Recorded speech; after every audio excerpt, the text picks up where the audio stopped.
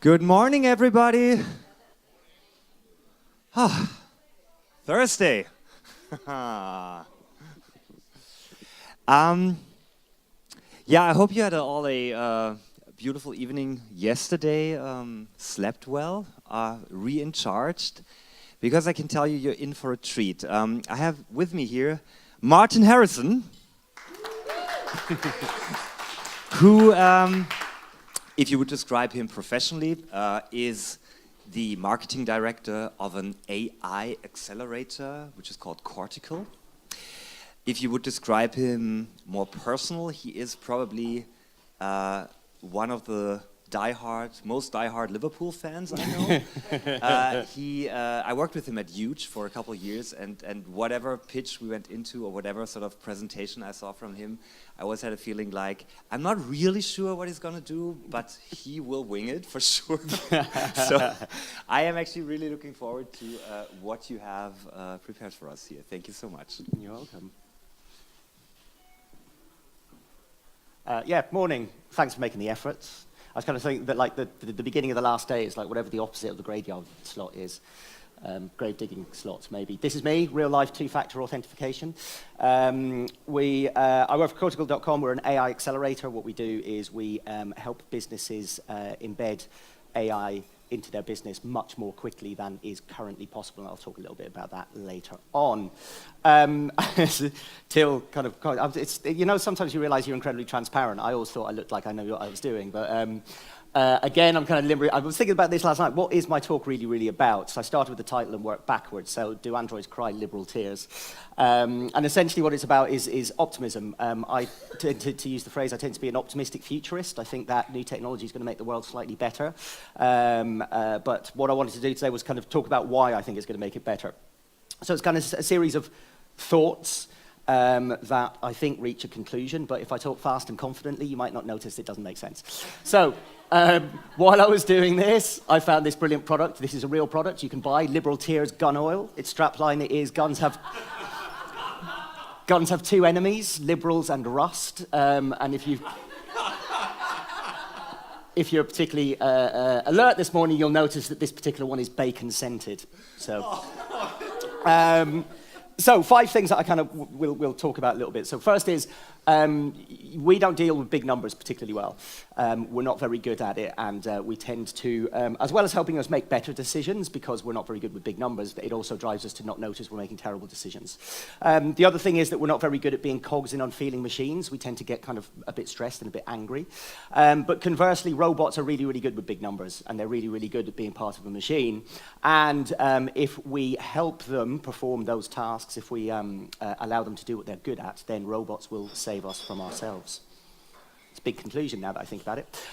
So first thing, things that I've read so you don't have to. There was a report done, I think it was 1997, does it say down? Oh, 1993, a long time ago, with the snappy title, Measuring Non-Use Values Damages Using Contingent Valuation and Experimental Valuation of Accuracy. Yeah, write it down. So a contingent valuation in economics is the attempt to attach a value to something that doesn't have a value, like a view or a peace of mind or something along those lines. In this particular case, the report was commissioned, or I believe, or sponsored by Exxon. And what they wanted to know was, in the event of a disaster of some kind, God forbid, it would never happen, but if it did happen to happen, how much money would Exxon need to commit, or how much money would they need to pay in order for people to feel that they had ameliorated the damage that they had created in some way, shape, or form? So it's a reasonable question. So they did like classic kind of social study thing. We'll get a group of people, we'll ask them the same question, we'll compare the results. So this was one of the questions.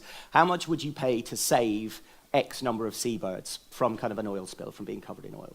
And there was the question was asked in 3 different ways. So there was the 2,000 seabirds, 20,000, or 200,000 seabirds. And people in general said the average of kind of the responses for 2,000 seabirds was about $80, all right? What was interesting was that as they went up the scale, it didn't change. So for 20,000 seabirds, the average response was $78, and for 200,000, the average response was $88. The amount of money did not scale with the number of seabirds at all. There was actually no relationship between the two numbers at all that they could find. It was a very interesting and slightly frightening outcome. It was picked up by a couple of Swedish academics who had a much snappier title, The Scope-Severity Paradox, Why Doing More Harm is Considered Less Harmful. What they wondered was, they read this report, what they wondered was, if that's true of the natural world of seabirds, etc., I wonder, do we do this in our personal relationships in real life, like with other human beings? Does the same thing happen? And so they did a very, very similar experiment, and the question that they asked 7 forms of this question. They asked about a pharmaceutical company that knew its drug could kill people. They asked another question as well, but this was one of them. It said, so an accountant looks after people's money. It turns out that he was defrauding them for years and years and years. The maximum sentence that you can be sent to prison for doing this is 10 years. How long do you think he should go to prison for defrauding his 3 victims, or how long do you think he should go to prison for defrauding his 30 victims? What they found was slightly more frightening. Where there was 3 victims, on average, people said that he should go to jail for 4.8 years. Where there was 30 victims, the average was 3.8 years. It went down. What they then did was they combed through the legal records and they found cases that were comparable, where there were a small number and a large number of victims, but the crime was the same. And what they found was, in real-life court cases, in real-life trials, the greater the number of victims, the smaller the punishment that was meted out to the perpetrator. And obviously this wasn't an ideal outcome, so they did a lot of experiments to try and see if they could get people, how could you set the conditions so that the punishment would fit the magnitude of the crime? And the only thing that they found that was effective was when you had 30 victims or 300 victims or whatever, you showed people one of the victims. So you said, he defrauded 30 people, including Anna, who is 55, who was just about to retire, who had her own little house, and now she's lost her house and she can't retire, and she is living on state benefits. It's all because of him. And when they did that, they introduced that, what happened was the sentencing went back to when there was lesser victims. It didn't surpass it. It didn't become more. The only thing that they could do was make them work together. So this, I think, is fascinating. The whole point of this is, when they say the scope-severity paradox, we don't cope well with escalating numbers. As numbers get bigger and bigger and bigger, we stop being able to do the maths in our head, which is not necessarily a completely unbelievable thing to happen. But I think there's something more interesting going on here as well, which is, I think you might be familiar with the Dunbar number. Robin Dunbar, the English social scientist, who said the brilliant phrase, the number of people you would not feel embarrassed about joining uninvited for a drink if you bumped into them in a pub. And he set this number about 150, but he said that actually as the size of the cortex grows, the number grows. But in general, humans can only maintain relationships with about 150 people. Right? So when we go beyond that number, when we go into the thousands, hundreds of thousands, millions, etc., we stop being able to attach the size of the number with individual people. It breaks in our head. So not only can we not start to think about the scale of the punishment, we stop thinking about these numbers as being in any way connected to a thing. And when it comes to kind of society and our interpersonal relationships, it stops us thinking about them as people. Which, if you think about the way in which the world's unfolded since I first did this talk about 3 years ago, is quite a scary thought. I think this means big numbers are inherently dehumanizing. We just can't deal. We just don't cope with them well, which is why when you talk about an immigrant caravan, you talk about 7,000 the whole time. Because as long as you talk about a big number, people can't think about that one person who's desperately trying to escape something. So it's all about volume of numbers, and the numbers themselves are dehumanizing. So that's my first thought. Second thing is, as we went on this journey, as somebody said yesterday, that which cannot be measured cannot be improved.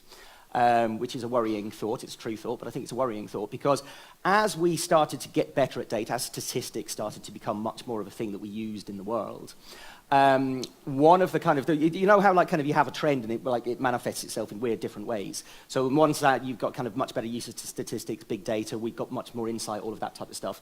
The other thing was that we started to think about efficiency in systems and measurement an awful lot more. And one particular place where this became absolutely key was in our work lives. So that was Frederick Winslow Taylor, who wrote The Principles of Scientific Management.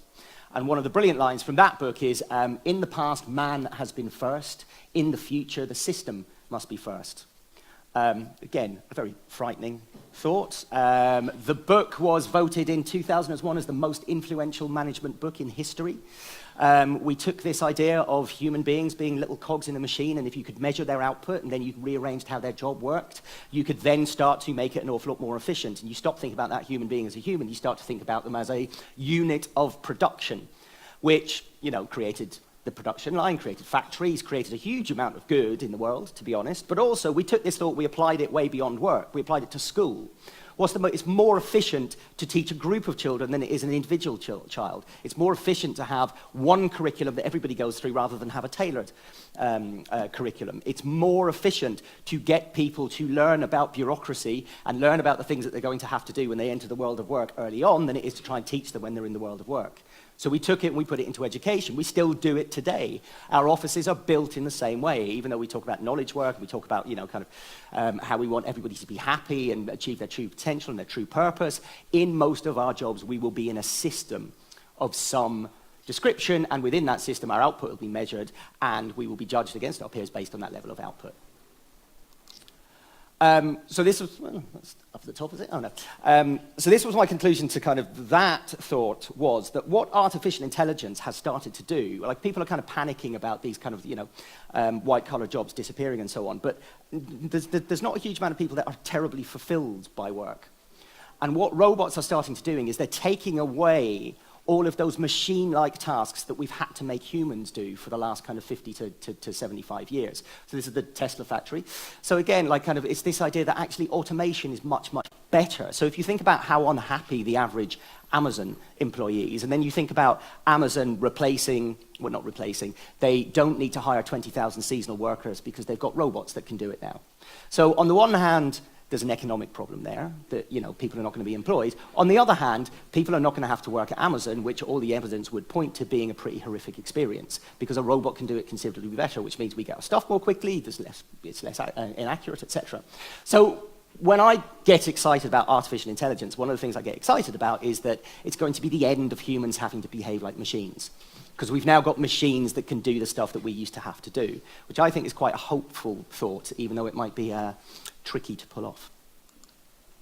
So the third bit then, this again was one of my things, thinking fast and slow, the 2-minute book summary. I kind of thought, well, if you're doing a 2-minute book summary, you've probably missed the point of the book. But one of the things, so those of you familiar with thinking fast and slow, it's the idea that an awful lot of what we do as human beings is about heuristics, shortcuts, instinctive responses, etc. And I think that's quite interesting in the context of we don't deal well with escalating numbers. We tend to very quickly take a shortcut because we're not going to do the maths in our head. So that breaks down, and I think one of the interesting things about the book is that they kind of demonstrate where a heuristic is incredibly useful, but also where it starts to become a little bit damaging and it starts to break things down a little bit. And one of the things that we have, or one of the things that we do as human beings, is that we have bias. We make a snap judgment, a quick judgment, based on history that we then tell ourselves a story afterwards, which tells us that we're not racist or sexist or terrible in some way, shape, or form. It was a perfectly acceptable and rational thing to do. I think this is really, really interesting, because bias obviously is a big deal in artificial intelligence. So big story kind of in the past year was Amazon created an AI tool to help with hiring, and it just turned out it discriminated against women. The whole time. Eventually, they had to shut it down because they couldn't figure out how to remove this bias from the artificial intelligence. Beyond that, ProPublica did a brilliant investigation into the way in which the likelihood of reoffense is calculated in a lot of US states, and they found out that it was racially biased. It was biased against blacks. It would say that they are much more likely to reoffend than a white offender who did the same thing. You also have, I love this example actually, Google Translate. Turkish is a gender-neutral language, but when Google translated a gender-neutral language into English, it made assumptions about the gender in the most obvious possible ways. She is a cook, he is an engineer, he is a doctor, she is a nurse, etc. So that kind of was built in the bias, and Google said, yes, we're aware of it, we're trying to fix it.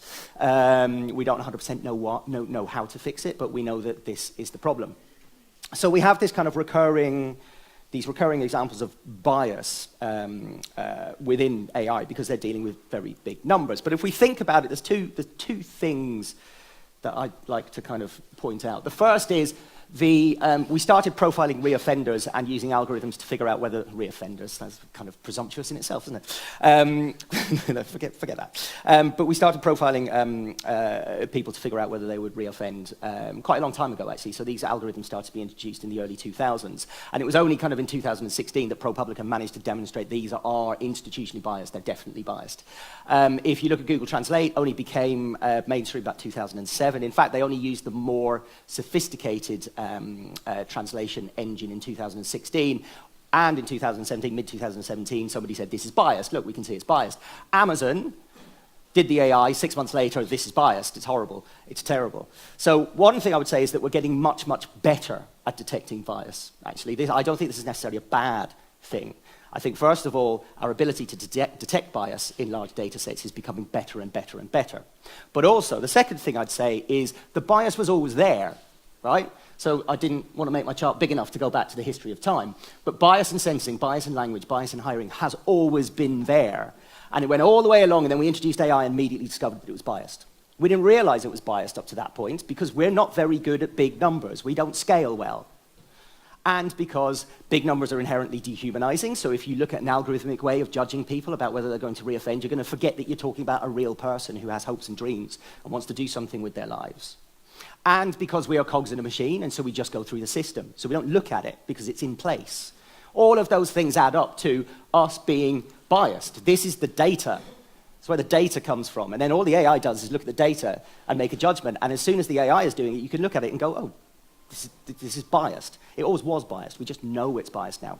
And the thing is, because we know it's biased, we can do something about it. So there's this kind of idea that algorithms or that artificial intelligence is this like kind of unthinking thing that just gets the right answer and you just have to go, oh, well, that's the right answer and run off with it. That is not true at all.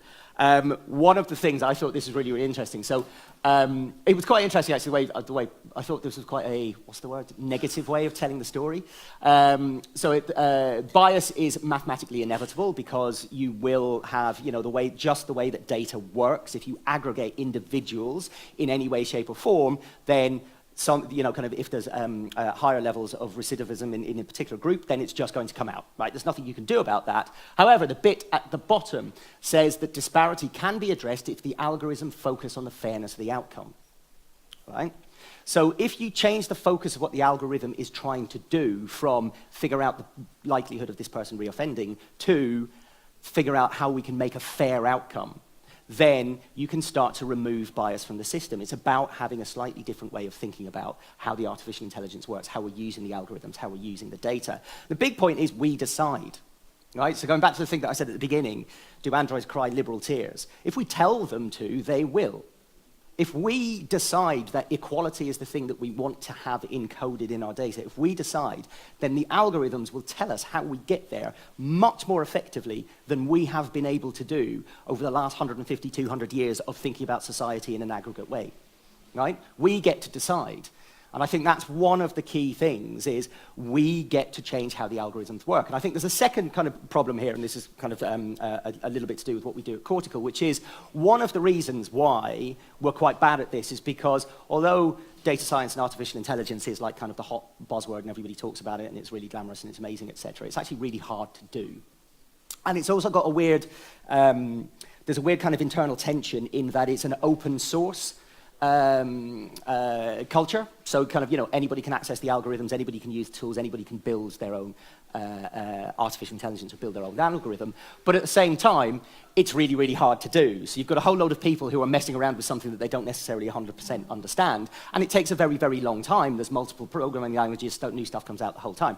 So what you end up with if you are doing something which is above and beyond just being interested in AI and you want to use it for some kind of business or social purpose, it's going to take you around about 6 months to get the data into a place where you can actually start to do something and create a model. Once you've got a model, which is like a single instance of a predictive algorithm, it might be, or whatever it is that you're doing, you then need to get that model into the real world, which means you now have gone from needing needing a data scientist who's telling you that they're 200 grand a year to needing a software engineer that's telling you that they're 400 grand a year, because they need to be able to integrate an artificial intelligence workflow into an existing enterprise stack. That's really, really hard to do. That's going to take another, like, kind of, let's say, 4 to 12 months. So it could be 18 months of really quite major investment before you get to the point where you've got a thing that's working at all. And if at that point you say, oh, do you know what, this thing that we did, it turns out it's biased, data's really, really biased, it's quite natural human to go, fuck it, let's just go with it, because I'm not going through this again. I can't go back to the board and say, yeah, listen, we spent £1.5 million, turns out it doesn't work. It's only Amazon that get to make decisions like that. So, but also, once you've got the model out into the real world, you need to be able to revise it as more data comes into it. And again, this is a huge amount of hard work. What we're doing at Kortical is accelerating data science. Right? And it's not just us that are doing this. There are many businesses. Google actually have started to release a couple of things. Microsoft have released a couple of tools that allow you to do this. And one of the key things is about model selection really, really quickly. Right? So once you've got the data, you can use artificial intelligence to automate the job of data science, which I think is brilliant. Everybody be a data scientist. A year later, no, don't be a data scientist. It's gone, done. The speed of change at the moment is ridiculous. So we can get a model done, if the data is available, in 1 to 6 weeks. It takes about a day to get it to be a production-ready model. Then it updates itself in real time. So what that means is that the heavy lifting, the cost of doing data science is starting to come down really, really, really quite quickly. And once the cost comes down, then the experimentation will go up.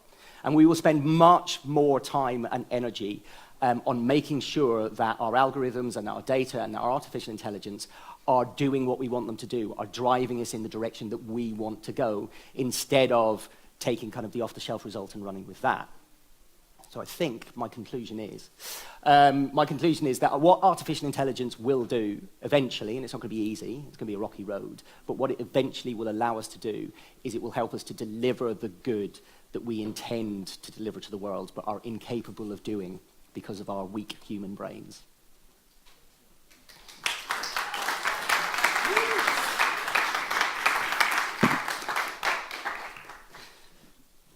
Stay here.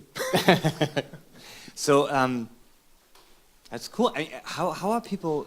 Just out of curiosity, I mean, is that working what you showed? Like that sort of, or is that like a theoretical idea that you can do that? We did a project for the NHS, which was about predicting how long somebody would wait for a donated organ. So it's about better patient outcomes. So if you can tell, well, it's better patient outcomes, but also it's you can manage everything better. And they were using quite sophisticated data science. They had spent 3.5 years refining their predictive models. But there was two things. One was they felt it could be better, but also they now had genome data that could be tagged. So if you have like kind of a set of data about this big and then you add genome to it, it goes to this big, and they didn't know how to integrate that into the data. That, do we start again? What do we do? So we got the data, and in 4 weeks we had a model that was 10% more accurate than the one that they've been developing for 3 years. And also we have an explainer tool built into the platform, so we could tell them the reason that it's more accurate is because of this, the reason why this person will wait this long is because of these genetic markers, which gave them a direction of research that they hadn't previously thought about. And then it was operationalized and embedded in the NHS, I think, about 6 weeks later. So off the back of that, we won a government grant. We're now looking at how you distribute blood across the country to make sure that you've always got kind of blood available if people need it, etc. So yeah, there's two problems to it. One is when I show that slide, we talk to potential customers, and I call it the science fiction problem. We say this thing that's taken you 18 months and £1.5 million, we can do it in 6 weeks, and we're only going to charge you £150,000, and they go, yeah, right. Yeah. So, but yeah, it's eminently possible. Our only worry is that everybody else is going to catch up with us. The speed is ridiculous. So we have got an advantage at the moment, but we don't know whether that advantage is a 6 week, 6 month, 6 year advantage. It won't be a 6 year advantage. But.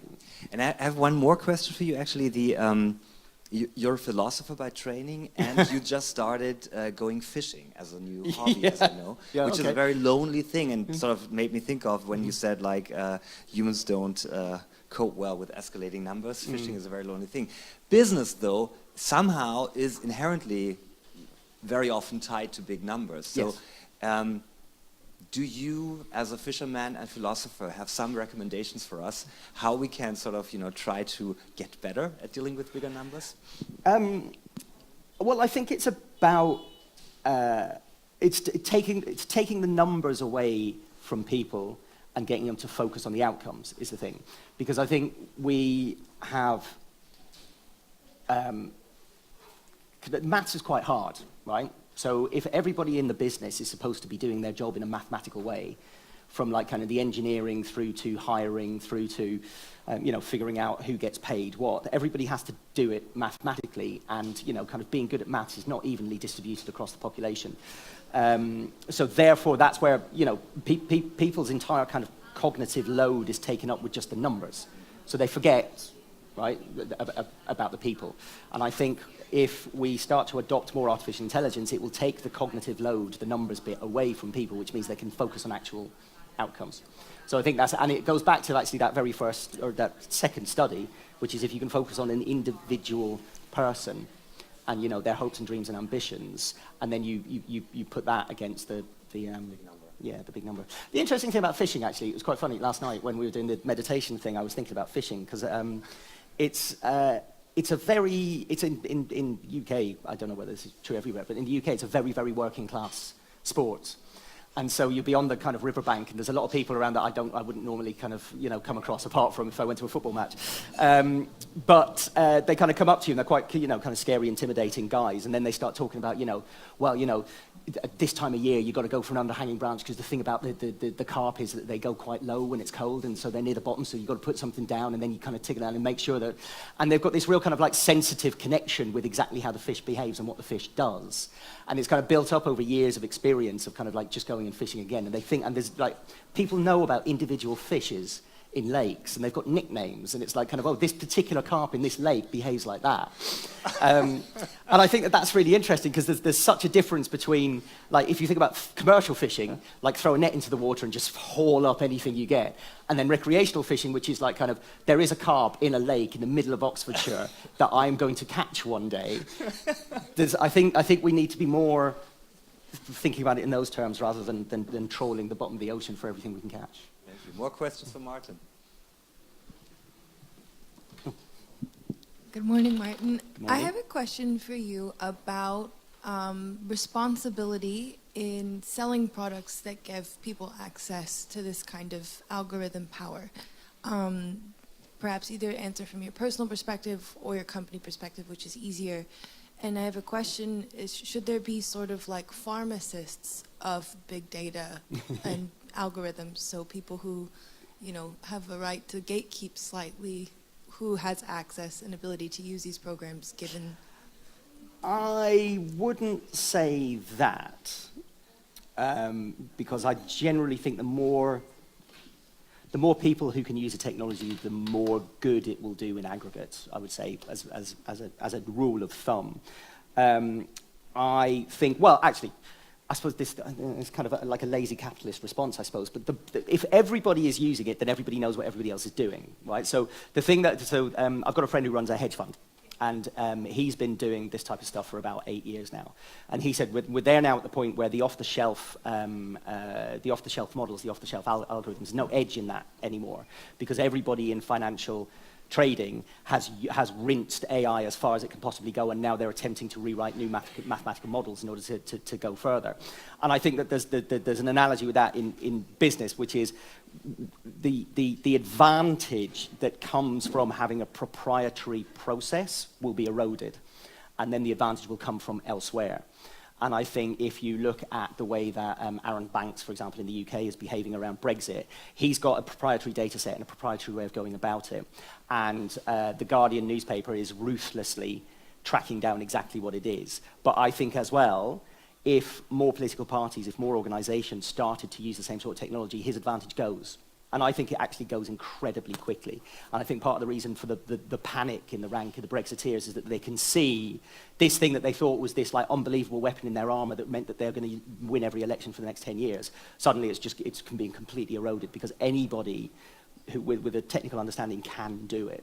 It's just a question of the commitment. So I would say, I hope it expands as fast as it possibly can, because then the comparative kind of proprietary advantages will go. All right. Thank you so much, Martin. Thank you. Thanks. And You need a mic. Wonderful. And you have a program, which is good. Because we're moving into the daily announcements, which will hold fairly short today. Thursday, last day of the house. I can already promise you one thing. The end of this will be silent. Because we're moving towards a silent party. If you have been at the house last year, you have an idea what it is. If not, we'll not spoil it. But it's silent. It's my favorite moment.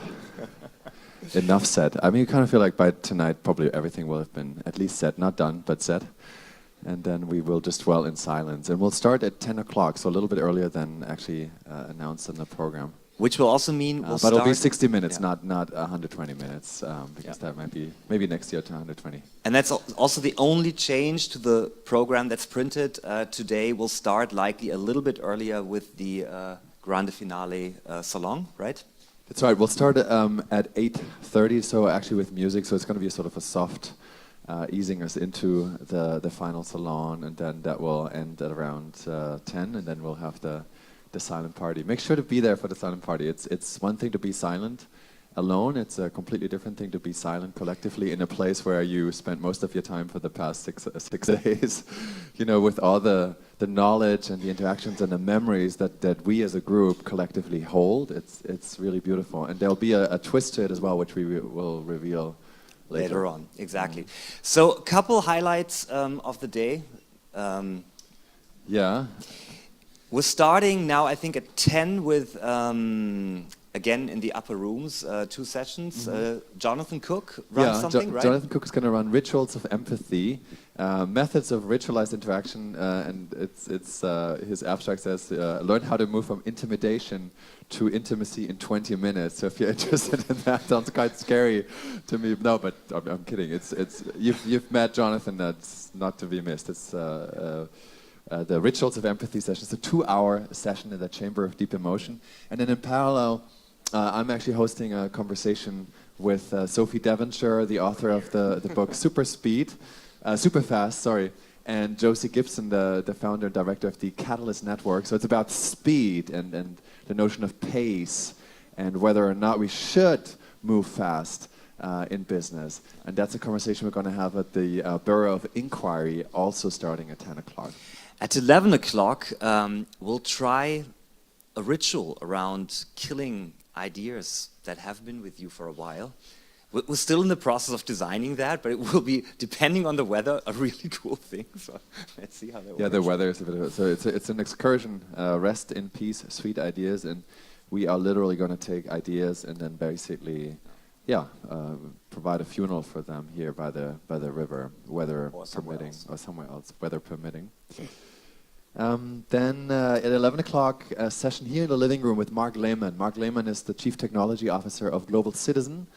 Global Citizen is one of those really big, impactful humanitarian organizations trying to eradicate poverty and raise awareness of us as global citizens with a responsibility for global citizenry. And Mark is the CTO and is very interested in how to use technology to get us to care. So how can we foster empathy? How do we, amidst this overload of information, how do we get people to care for a cause using exponential or digital technology? That's a session here at 11 o'clock, hosted by my colleague Monica Jiang. In the afternoon, we have 2 pretty cool Ask Me Anything sessions happening up there. One is with Aran Chodari, which probably will be quite radical and political, and one with Johannes Müller, who presented yesterday night about his work as a conflict or war photographer. So don't miss that if you want to learn more about those sessions. And they start, so Johannes is at 3 o'clock. No, I think, yeah, exactly. Like the first one is with Aran and the second one is with... And Aran is at 2 o'clock. Yeah. Now this here, jam session, this is something that will be cool, but I need musicians for that. So kind of the idea of this session is to weave together playing with people you have never played before and doing like a real musical jam session with sharing and reflecting on what music taught you somehow for your life. So if you play an instrument, if you want to participate in this in some way, approach me, because we need to form a band. Yeah, just that. And before you do that, maybe just Google Till Grusche music on YouTube, and then it's up to you whether or not you want to join his band. Just saying, it's a fair warning, right? Right. Then team battle. We need more teams. There's a team battle at 6 o'clock. Yeah. What exactly is that, Till? So team battle, that's sort of another, let's say, exploratory session, which I would love you to somehow participate. So the idea is that we create a real, team battle, basically between two teams, not physical, but intellectually. The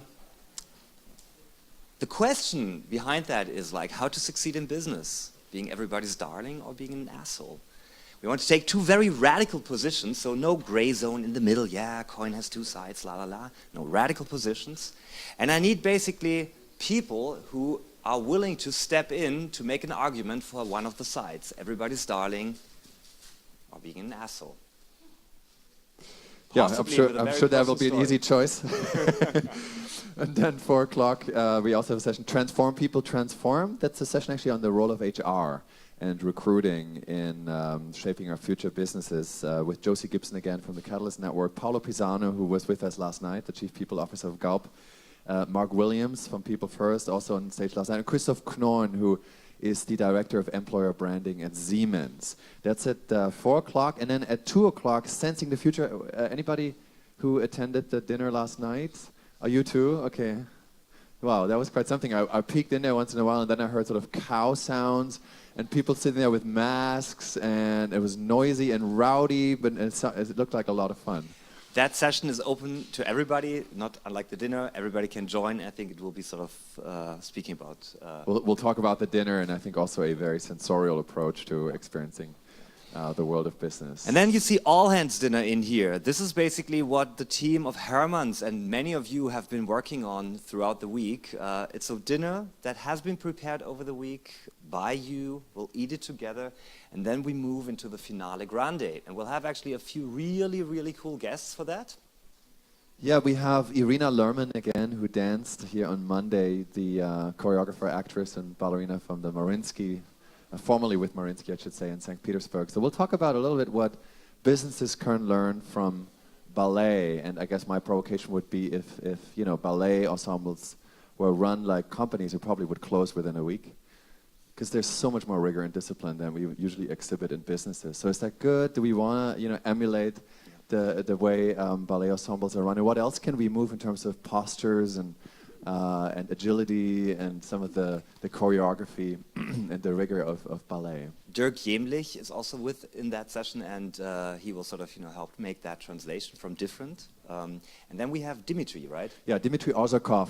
We're quite excited also about him joining us here tonight. He's the curator of contemporary arts of the Hermitage Museum in St. Petersburg. So it's one of the most prestigious contemporary arts collections. And he's a curator, and I think we'll talk to him about the role of curation in this world. Of course, the arts industry as well, and the role of beauty and art in these fast-changing times. So I think that should make for an interesting conversation as well. That's tonight, starting at 8:30. It's part of the grande finale. There will be lots of music in that, and as we said, there will be silence. So off you go. Have a beautiful day. Thank you. Thank you.